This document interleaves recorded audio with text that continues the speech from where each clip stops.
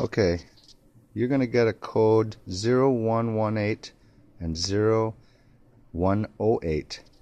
Sometimes you're going to get a code 304. What this is that main pin right there sometimes breaks when it's being taken off. This is your wire harness for your fuel rail. This wire harness gets the power from that side, drags it through every one of these plugs right here, and the ones in the back, brings it around. This wire that's hanging right here is for your map sensor. Sometimes these break. The other two wires are right back down there. I know they're kind of hard to see, but you can see two of them. One there, one there.